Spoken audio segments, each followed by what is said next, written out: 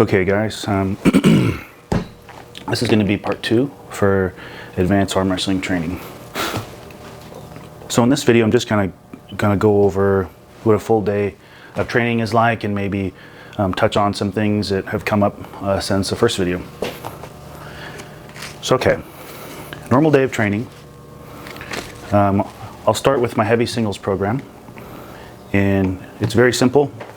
I'll give you some examples of lifts. This is the eccentric handle. There's several different versions of it. This handle, it not only works your cup, but it also works your internal rotation, your side pressure. Because when you're coming in with the weight, you're coming this way. Let me take some of this weight off because this is my working weight. All right, now that I've lowered the weight, I can show you the movement. So this handle specifically attacks your wrist, and if I try and come in on it, that's what's going to fail. Okay, the wrist is going to fail. I'll show it from this angle. If I try and come in, the wrist is going to fail. Right? I'm not coming straight back with this. I'm not doing this. Okay. The lift is internal rotation, so it's coming this way. Coming straight this way.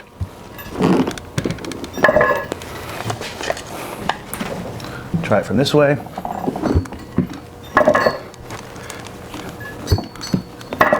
Yeah, I'm not doing this. All right. So that movement works your cup, and it also works your coming this way with your elbow, and also your internal rotation. It's just a side pressure. I have to get fancy with it. So yeah, works a lot of side pressure and your cup. The next exercise is, you've seen Devin do this, but I don't know how he holds it, but this is how I hold it.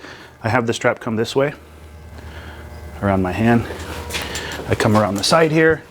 I wrap my back leg around the table, kind of like you're setting up like this, right?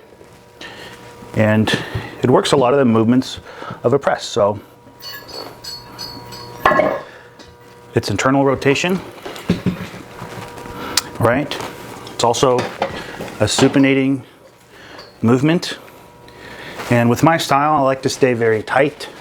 Here, I take the hand. If I can't come this way, I'll come in this way. And if you've seen some of my matches where I actually do win, rarely, that's what I'm doing.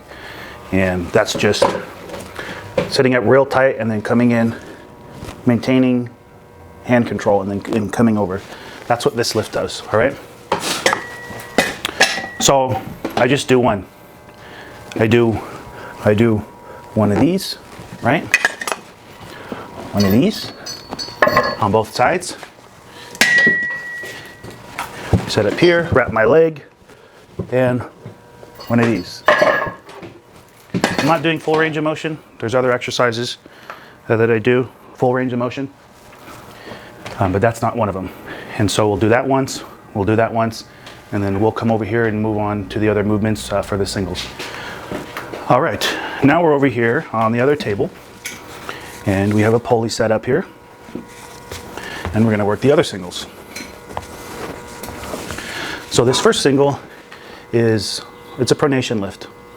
And I like to have the wrist back a little bit, because when you start to cup, it turns more into a back pressure focused lift, which is great. But for me, what I'm working on right now, I really want to focus on pronation. So I'm kicking my wrist back. I'm putting my thumb through the loop here, like this. And with the wrist back, you just sink back, and that's a lift, okay? I do this, one sec. Do this on both sides. Around the back of the hand. I sink back. That's a lift. Now sometimes you kind of get this, right? And then you go back, or the hand opens up. It's up to you how strict you want to be. But if you want to be fully strict, the position you start in is the one you end in when the weight's off the ground up here, right?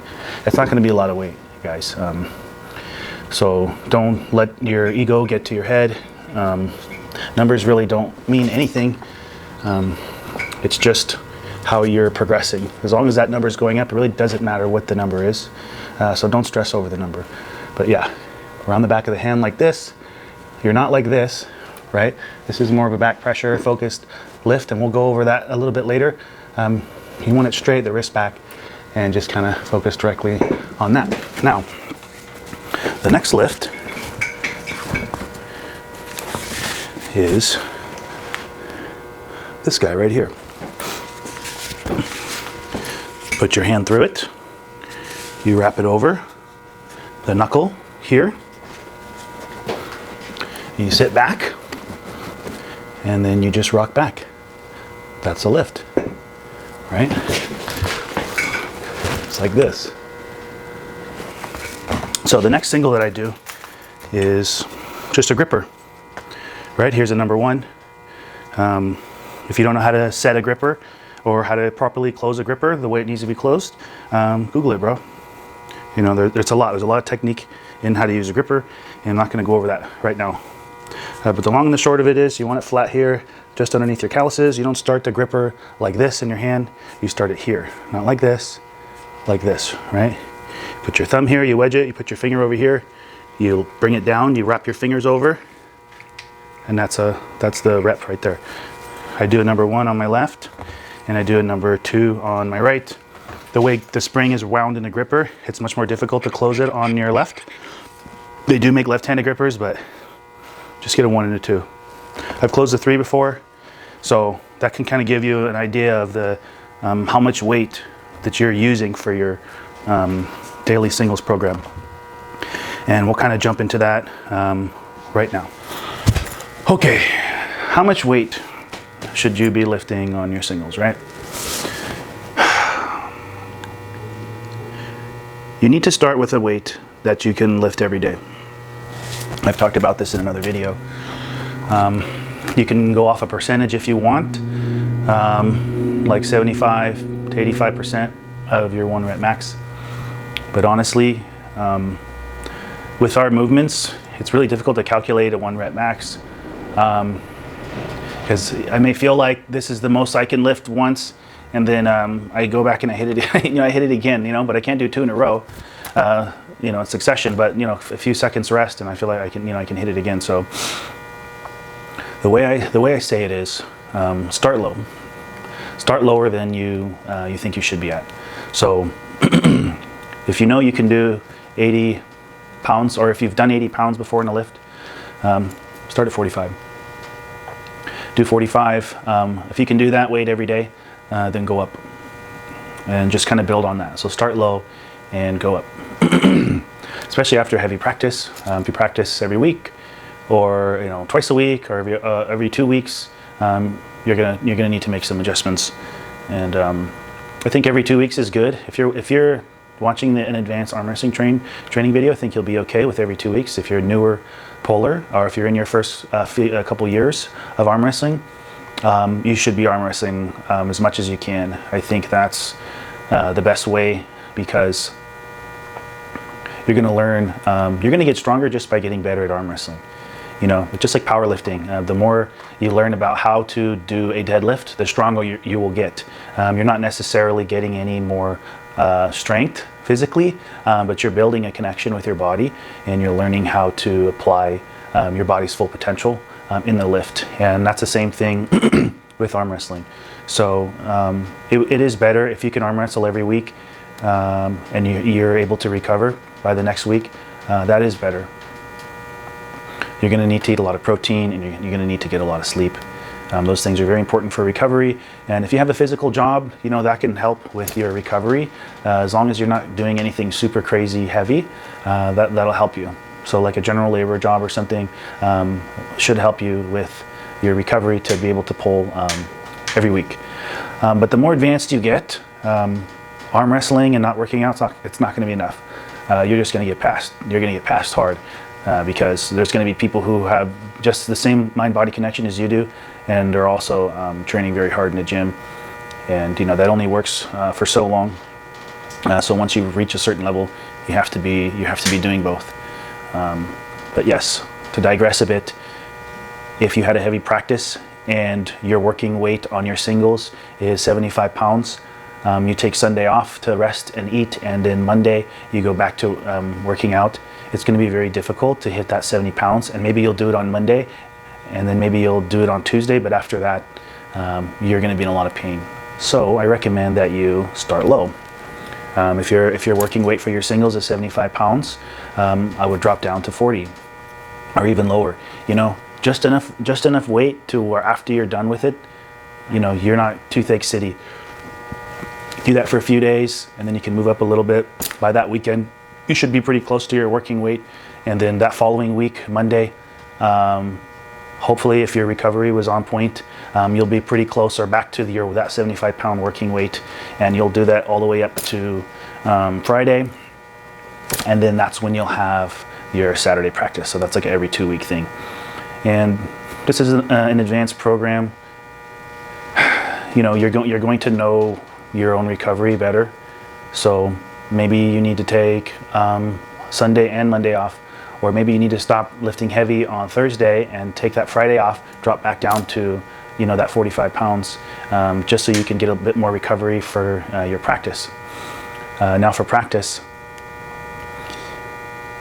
you know, it depends on, if you're only arm wrestling, then yeah, you can go crazy in your practice.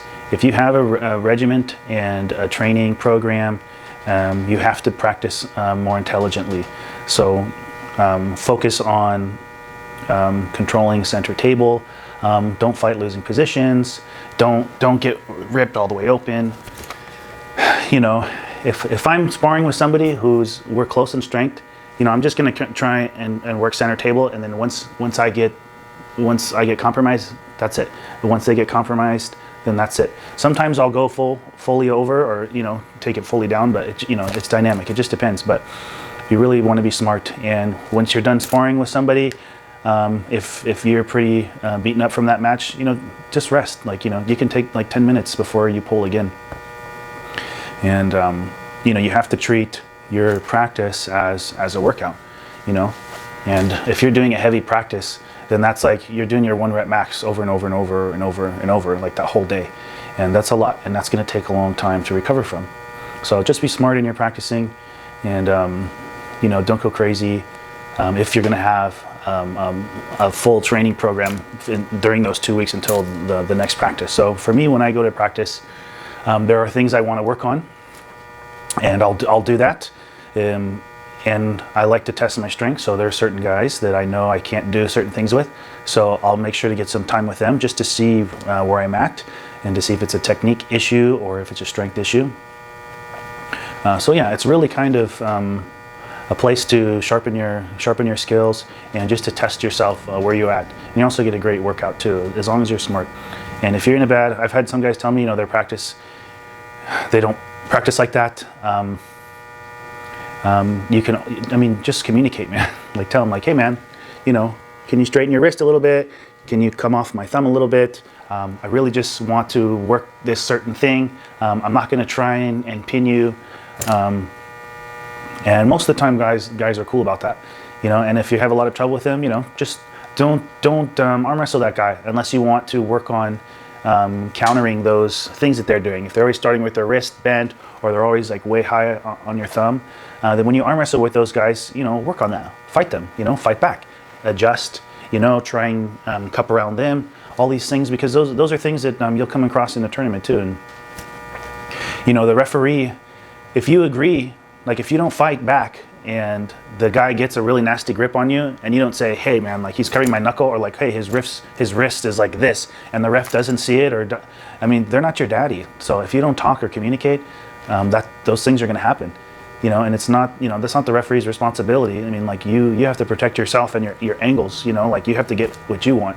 And so it's good to spar with people like that, because you know, you need to get good at fighting and communicating. You're like, hey, like straighten your wrist, hey, get off my thumb, stuff like that. So there is a benefit to that, but yeah. And if none of that works, start your own club, you know. That's all I can say. You know, you can do it in a park. You can find one of the members, if they have a table, you can like, hey, you know, I was thinking about doing a a practice on the opposite week of their main club. Like, do you want to bring a table and it'll be in this area, so people that are over here can come, and yeah, just start your own thing, man. Just start your own thing. Don't stress over it. Okay. So yeah, the main takeaways of the single program is this: the amount of weight you're lifting is nowhere near your 1 rep max. You shouldn't be coming close to failure at all. Lower that weight. If you're in a recovery period after heavy practice, don't jump right in at your working weight. Drop all the way down. You can come back up to it. You can do that week after week. Say you had a heavy practice and the weight that you start out is 50 or 45 pounds, right? And a couple weeks later, it's 42.5 pounds, right? Another week or two later, you're at 45. Pretty soon, the weight that you start at after heavy practice is like 60 pounds, and your working weight is 70. But now your working weight goes way up. So everything comes up slowly, and it's a progression. So whatever weight that you can lift every day with manageable pain, you just slowly build on that. All right, let's move on to the next part of the day, which is hypertrophy training. Okay, so we've done our singles workout. And now we're going to roll into a hypertrophy workout. And it does need to be in this order for optimal. So the training orders, I don't have them all memorized, but basically your heavy stuff you want to do as your first workout in the day.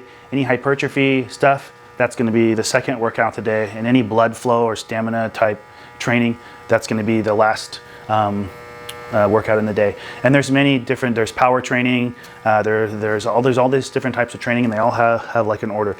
But the one that needs every ounce of your strength and power and everything you have, you always want to do that first, right? And so after we've done the heavy singles, we're going to come into hypertrophy. And it doesn't really matter what you do. If you worked out in high school and you've been doing that all the way up, you understand hypertrophy.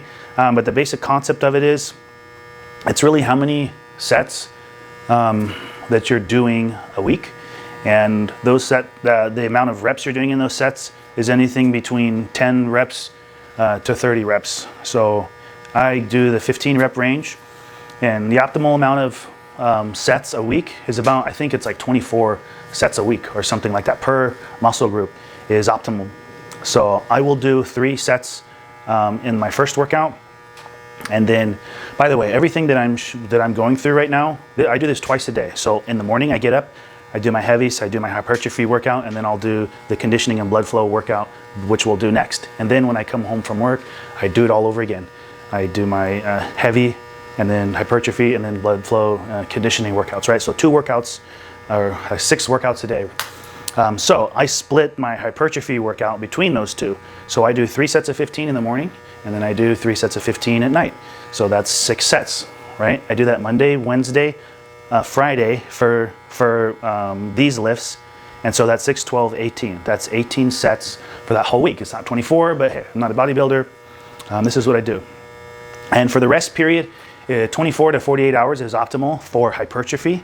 For strength and power, there's no optimal rest range. You can work out every day.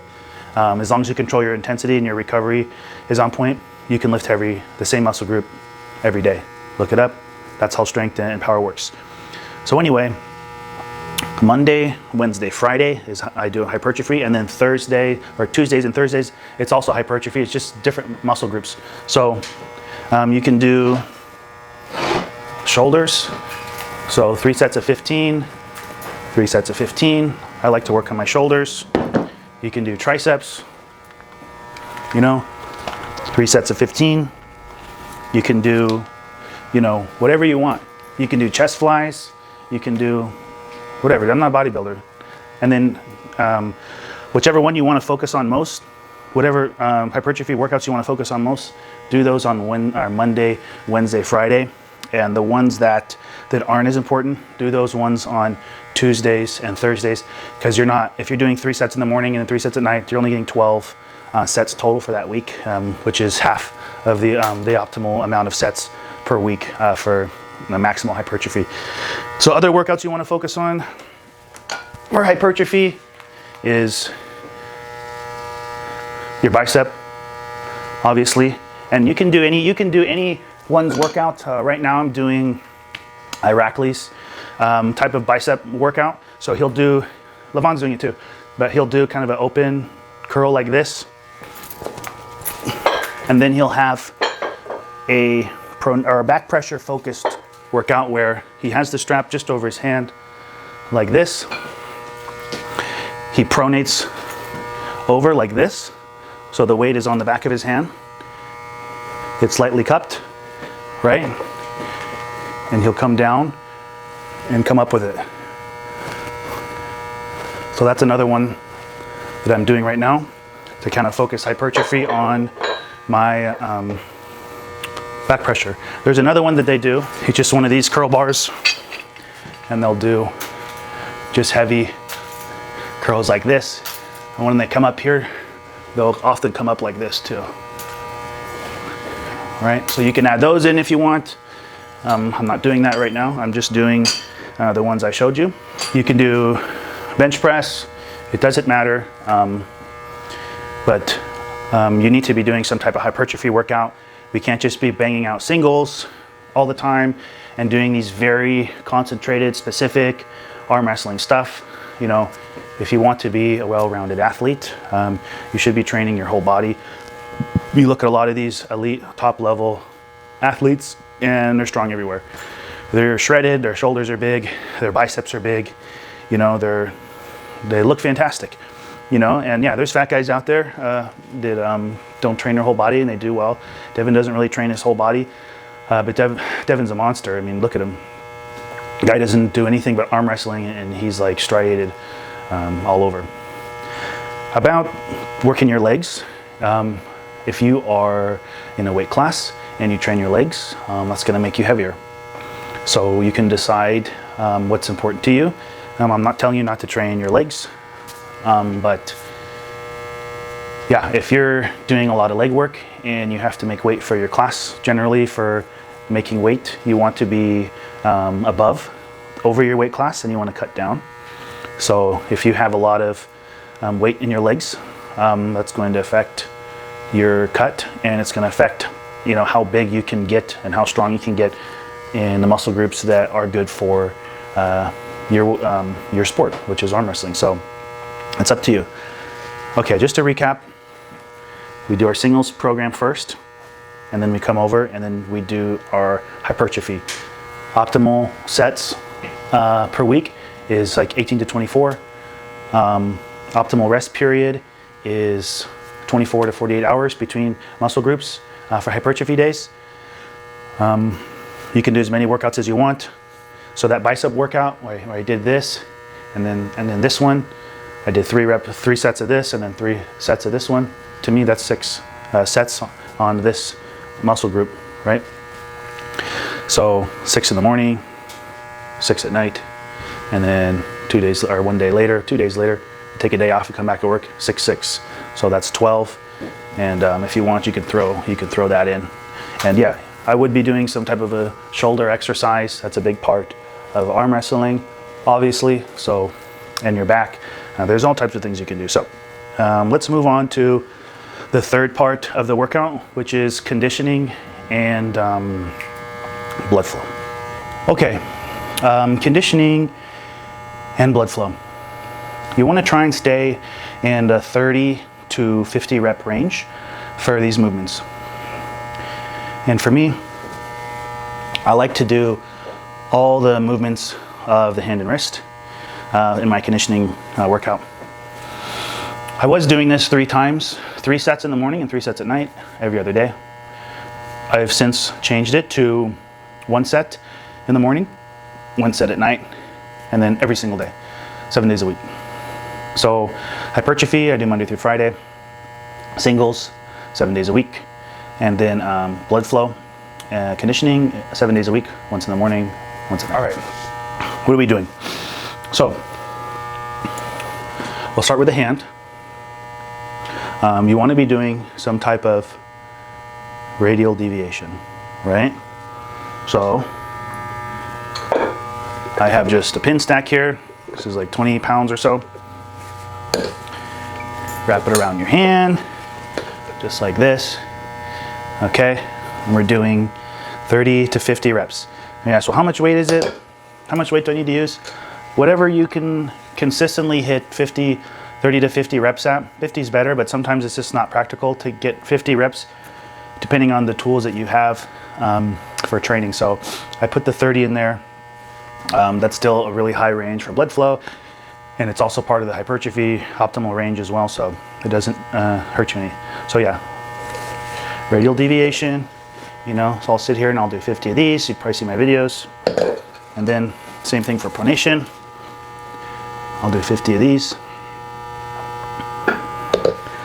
And then you want to, once you're done with that, you want to do ulnar deviation, right? So you can get a strap, or I mean a band, and do ulnar deviation, right? You want to do 50 of these. And then you want to do supination, right? Same thing. You can get a band, take the pressure off the arm, and do 50 of these. There's all different ways to train these muscle groups, so whatever works best for you. You know, there's little devices and stuff you can get. There's things at Best Big Five, you know, any little trinket or whatever you can find or whatever to make this and this and this easier. Buy it and use it. Remember, doing like 30 to 50 reps here. You can do this all off a pulley, doesn't matter. So after we've worked the rise, the ulnar deviation, pronation, and supination, we're going to move on. And the next thing is your finger extension, right? This is what gives you a thick hand, right? And the thicker your hand is, the harder it is for people to hold on to it, you know? And if you've been arm wrestling for a while, you always know what it is when you grab someone with like a big thick hand and you're like, you know, it's like, they're gonna top roll me, you know, I can't get a good grip on them. So the hand is a part of your body that you can make bigger. And a lot of what I'm gonna show you today is gonna help make your hand bigger. So this is called a Ranger band. A real Ranger band is just a piece of inner tube that you cut a section out of. And people use it for many things. You put it around your rifle to secure your strap, things like that, all types of stuff. But you can buy this on, you can buy these, like I said, Ranger band from Amazon, and it comes in a whole bags of different sizes and thicknesses. It's pretty cool. So I just have a bunch of these. But you're gonna put it around your fingers, and you're gonna open your hand like this. Okay, you see how my fingers are bent when I'm doing this? I'm not doing this, and the band isn't sliding down the back of my fingers. It's right on my fingernails, right? My fingers have an arch in them, and that's the rep. Find a size or thickness of band where you can do this 30 to 50 times, right? And that's just gonna get all of these muscles on the back of your hand, some of the muscles that are between your bones and your finger. And then once you do that, once you burn out on that, you get your 50, you're gonna put it around your fingers like this, and you're gonna open like this, right? A lot of things work this muscle, but it's gonna work these muscles here. And then when this finger goes up, that's gonna work this muscle, right? That's gonna work this muscle on the back of your hand. And when you try this at home, you can feel it. It's hard as a rock here. So this muscle gets bigger by doing this, okay? And this happens when you're rising up through somebody's hand, you know, your finger's not just getting pushed over, you're keeping that pressure, right? And that's what makes this muscle group bigger, by doing this. And if this is big and thick, it makes it hard for people to get their hand on the back of your hand. You know, instead of like this, it's thick, you're gonna be more out here, and it's a good platform for you to get into somebody's fingers, all right? So 30 to 50 reps of that, and then just burn out on this. Maybe it's like 10, 20. You're probably gonna be all trashed from doing this, so 10, 20, 30, whatever you can get on this. And then we move on to wrist flexion, okay? Wrist flexion. There's so many ways to work this. Like I said, you can get those little wrist things on Amazon or Big Five, or you can just get one of these handles. They have them at the gym. This is a country crush. I don't really use this that much. I use other things, but you know, they have these at the gym normally with just normal handles. And you just sit there and do both. And just do 30 to 50 reps, right? Get a massive pump in here. That's how you get this big part of the forearm here. And there's a line here because it's like coming off of the bone.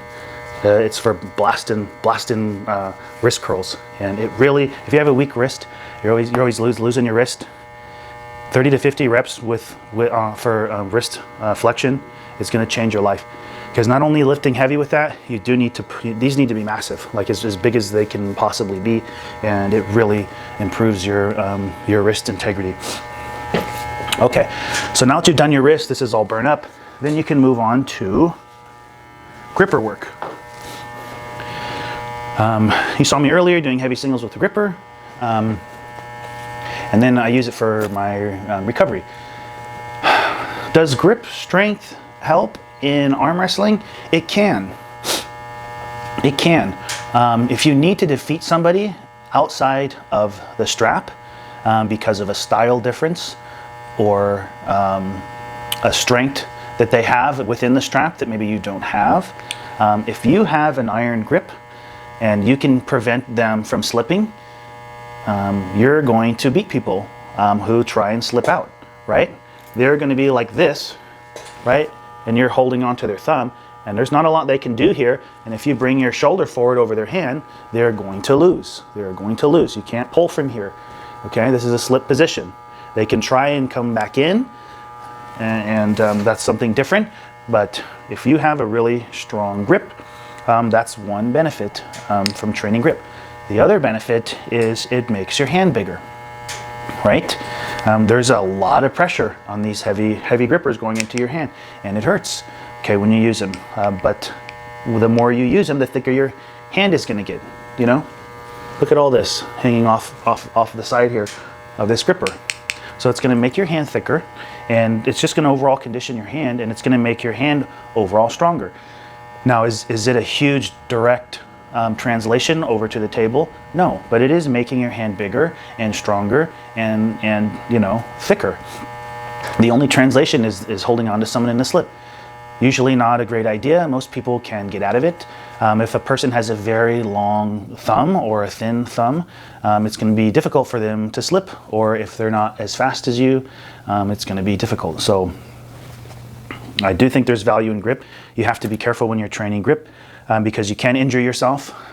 You can get this pain right here in your wrist because people tend to really come down when they squeeze, and that's going to put a stress here, or you know, it's tough and like it's rough on your bones in your hands. So if you don't work with your hands for a living, you're not used to really using your hands, then it's going to take some time to be able to use grippers like this all the time. But if you work with your hands, you swing hammers, all that stuff, I mean, your hands are stone anyway, so you probably don't even need to worry about grippers. I work at a computer, so I use grippers to help with general conditioning and strengthening of my hand. So when I do earlier for the singles, I told you don't put the gripper here, put it up here, right? So for the hypertrophy, for the blood flow conditioning workouts, I put the gripper down here and I put my fingertips on the handle. It's just my fingertips, right? Just like this. And then, so it's really just working this pressure, containment pressure. You know, and I'll do 30 to 50 reps of this. This is the Captain's Crest G. This is their lightest gripper, I think. You don't need a lot of weight here. You're really just trying to blow up your hand. And 30 to 50 reps of this will definitely blow up your hand, especially after you've done a bunch of wrist curls. Okay, after this, we have wrist extension. I don't know if you can see my knee here. I'll bring it up a little bit, but the next one is wrist extensions. This is about 8 pounds, and you just start down here and you come all the way up. Full range of motion, right? I do 30 on these. By the time I get to 30, it's super burning back up here. I wouldn't go heavy on this movement because it's a good way to get tennis elbow. Tennis elbow is a pain in this area, right? And it comes from when you play tennis, when you go on the backstroke and you hit the ball or whatever, you know, it does a sharp a spike, you know, pressure down like this, and that just stretches these out. And so if you have pain here, you probably have tennis elbow. So you can get that from doing like heavy reverse curls or heavy wrist extensions, or if you grab something really wide like this and lift it up. Like one time I just grabbed the top of a car battery and lifted it up. It was a small one. And yeah, I got tennis elbow from that. And you'll have it for months. So avoid that if you can, going heavy on that. One more movement here. This is just a racquetball. You can do with whatever you can squish with your thumb, up to 30 to 50 times, right?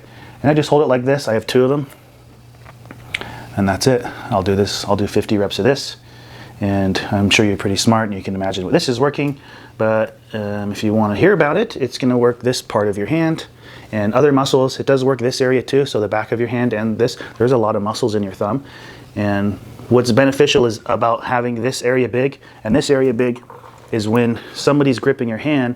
If this is big, their hand's gonna come out like this, right? Because they can't get all the way in. And the more their hand comes this way, the less coverage they have on the back of your wrist, right? So if this is big, then it's going to make it harder for them to get their hand around the back of their wrist and control your pronation and your back pressure. The other reason why this is important is in the setup. So when you're gripping up with somebody, right, your thumb is pushing the other person's hand down below your hand, right? And it's not letting them get up, right? So you're gonna have height.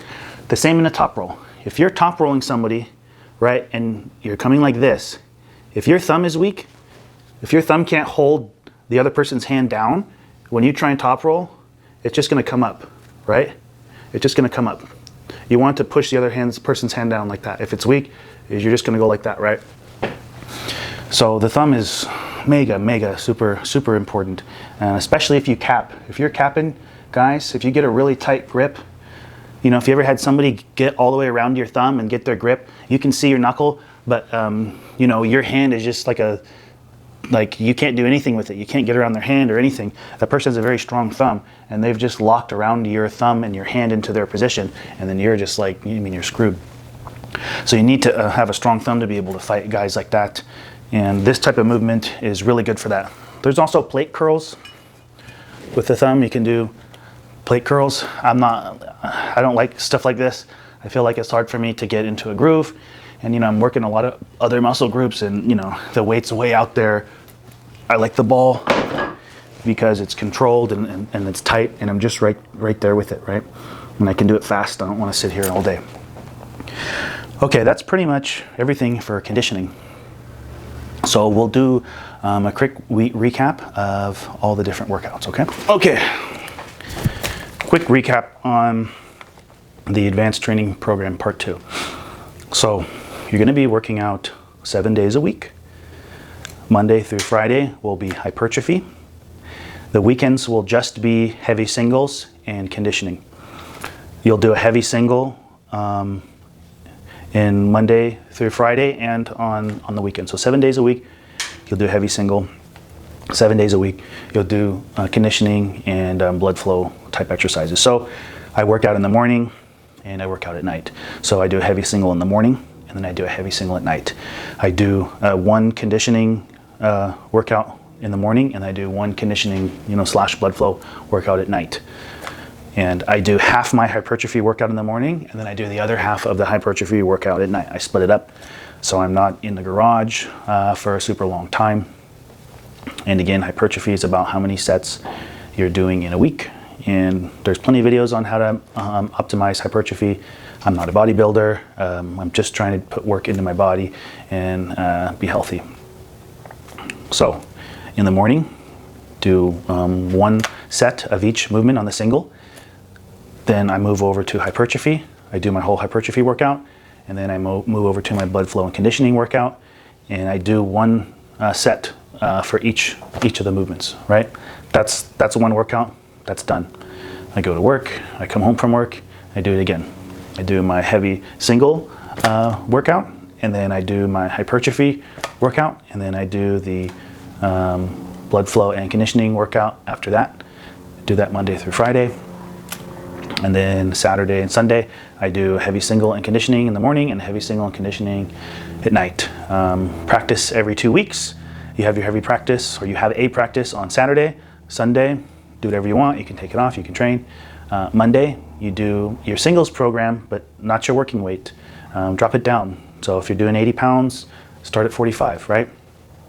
Then you do your hypertrophy workout, and then your conditioning and blood flow workout. You come home from work, you do your lower weight single workout, and then your hypertrophy workout, and then your conditioning workout. And as you go through the week, Monday, Tuesday, Wednesday, Thursday, Friday, all the way to that weekend, you slowly bring your singles workout intensity or weight up to your normal working weight, whatever it is. And then by the time you're in that second week after practice, you should be pretty close back to your working weight. Whatever weight that you can lift every day for that whole week leading up to practice again, that's your working weight. And then you'll come into your practice again. And as we said earlier, you need to be smart when you're practicing, especially if you're doing a program like this. If you blow your arms out and you're injured, you injure yourself, or you're under recovered because you're not sleeping enough, you're lifting too heavy and you're not eating enough protein, then you're just losing progress, you're losing time. If you're older guy like me, we don't have a lot of that left, so you have to be smart about this stuff. So that's basically the program. Now you can change this however you want. You can do 3 single workouts a day. You can do 3 sets of your conditioning, whatever you want. You know yourself at this point in your arm wrestling career, but you can do all these things every day and right after the other. You just have to control your intensity. And when I'm doing 3 sets of 15 on my hypertrophy, it's not my 15 rep max. You know, like I'm not dying to get the 15 rep, or I don't know if I can lift it. You know, I'm not near that. So. And I know hypertrophy can benefit from doing that, but like I said, I'm not a bodybuilder. You know, I just want a healthy body, and my main focus is arm wrestling, and the heavy singles and the conditioning work are really the core parts of the arm wrestling part, and the hypertrophy stuff. Strength is never weakness, and having big muscles, the more muscle mass you have, you know, the easier it is for you to get strong. So, and it helps prevent injuries and things like that too. You know, you don't want to be that arm wrestler who's like, they have these big old forearms, and then their shoulders are like, I'm not gonna name any names, but there's some kind of more famous arm wrestlers out there that look like that. They have this, their shoulders are like this, and then their arms like go like that. You know, I don't want to look like that. So I still want to look good and feel healthy, and it really does help with recovery, the hypertrophy stuff, especially in the shoulders. So yeah, if you guys have any questions, one more thing. Write everything down. Write everything down. You know, if you're not tracking your progress, I mean, what the hell are you doing? Like, you know, you have to track. If you have to track what you're doing, like, if you're not writing everything down, I can be like, oh my gosh, you know, I did 70 or 67.5 pounds on this lift. That's crazy. You know, you go back like 7 months, and you're like, oh, like in January I did 70 pounds. You know, so you're actually weaker than you were like previously. So. You really should be tracking everything you're doing, everything you do. Write down. You know, I don't write down like, oh, I did this many sets with you know, the number 1. You know, but if things where you need to increase you need progressive overload, like in your heavy singles, you need to be writing that down. And I do write down like, oh, I did my hypertrophy workout. You know, I'll do like a 1. You know, arms 1, triceps 1, or whatever. So you need to be documenting everything, or you don't know when you're progressing, you don't know when you're digressing. And the big reason is if you're not lifting as much weight, or if you're lifting less weight than you were a couple months ago, there's something going on with your recovery. So why were you doing so much better like 2 months ago? You know what I mean? Like, oh, you're on vacation? Is that why? Or you know, you've been going through a tough time these last couple weeks. You know, it's really about, you know, dialing in your recovery and things like that. All right, this video is like super long, and I doubt anyone has made it this far. If you have made it this far, let me know, and I really appreciate you. So if you guys have any questions, maybe I'll make a part 3 with following up with any questions you guys have. But yeah, thanks so much.